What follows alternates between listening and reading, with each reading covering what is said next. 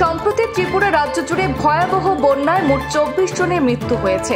এর মধ্যে একজন রাজধানী আগরতলার ইন্দ্রনগর এলাকার যুবক চিরঞ্জিত দে। বৃহস্পতিবার রাতে রাজধানীর বন্যা কবলিত ইন্দ্রনগর এলাকার সাধারণ মানুষদের উদ্ধার কাজে নেমে সে নিজেই তলিয়ে যায়। শুক্রবার তার দেহ উদ্ধার করেন বিপর্যয় মোকাবিলা বাহিনীর সদস্যরা। মর্মান্তিক এই ঘটনার খবর পেয়ে পরিবারের সদস্যদের সমবেদনা জানাতে রবিবার তার বাড়িতে ছুটে যান মুখ্যমন্ত্রী অধ্যাপক ডক্টর মানিক সাহা।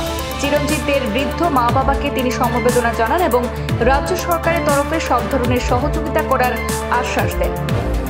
মুখ্যমন্ত্রী সংবাদ মাধ্যমকে জানান যে এটা খুব মর্মান্তিক ঘটনা। মাত্র 31 বছর বয়সী চিরঞ্জিত অন্যকে বাঁচাতে গিয়ে নিজেই অকালে ঝরে গেল।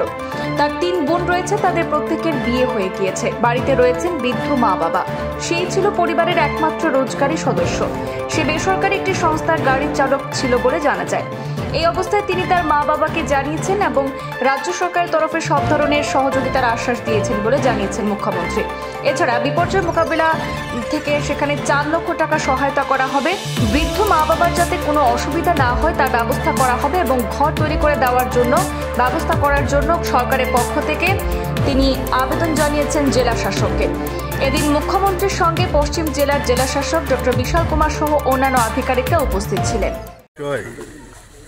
যে এই বন্যাতে কত লোকের যে প্রাণ গেল, অন্য জায়গায় তো ঠিক আছে, এখানে যা শুনলাম চিরঞ্জিত সেন, তার বয়স মাত্র 30-31 বছর। একটা প্রাইভেট গাড়িতে সে ড্রাইভার হিসাবে কাজ করত। 23 তারিখে মানে অন্যদেরকে বাঁচাতে গিয়ে নিজে প্রাণ বলিদান করেন। অত্যন্ত দুঃখের এবং পরিতাপের, মানে যেভাবে সাহসের সাথে মানুষকে মানে রেস্কিউ করছিল, মানে যতটুকু ঈশ্বরের কাছে প্রার্থনা করব যে যেখানেই থাকুক যেন সুখে শান্তিতে থাকে, ভালো থাকে। কারণ যেভাবে আমি শুনলাম 3 বোন আর 3 বোনের বিয়ে হয়ে গেছে, আর ও একই সন্তান। মা বাবাকেও দেখলাম একজন স্ট্রোকের রুগী। তো আমি ডিএম সাহেবকে বললাম যে ওদের বাড়ির যে বিষয়টা বললাম, বাড়িটা যাতে ঠিক করে দেওয়া যায় এবং সেটা উনি করবেন বলেছেন। আর 2 জনকেই ভাতার, যে কারণ একমাত্র উনি উপার্জনশীল ছিল। তো আমি বললাম যে 2 জনকেই যে বিভিন্ন ভাতা আমাদের আছে সেই ভাতা অন্তর্ভুক্তি করা হয়। পয়সা দিয়ে তো কিছু হবে না। 4 লাখ টাকার আমরা যে ডিজাস্টার ম্যানেজমেন্টের যে আমাদের পদ্ধতি আছে সেই অনুযায়ী ওনাকে আমরা সাহায্য করলাম। ওকে তো আর ফেরত পাবো না, কিন্তু আমাদের তরফ থেকে যাতে ওরা খেয়ে বেঁচে থাকতে পারে সেই ব্যবস্থাটা আমি ডিএম সাহেবকে বললাম, উনি বলেছেন করে দেবেন। এটা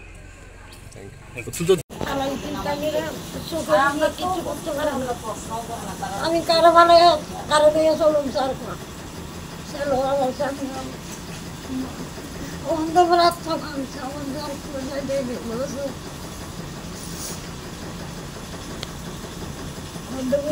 আমি তার বুঝ পাই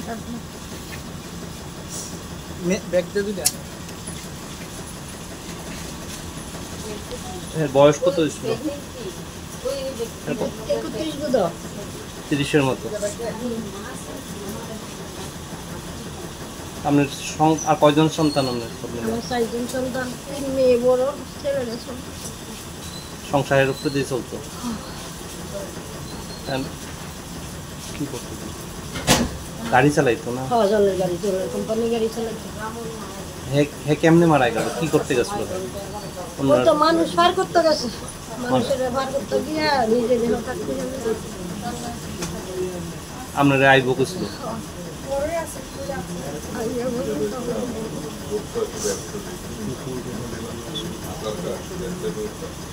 কি করে খাবো স্যার? আপনার আমরা গান দিতে দেখি পাগল ছাগল মারতো।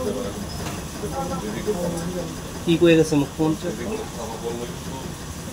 পয়সা ছাড়া যতটুকু করে করবো।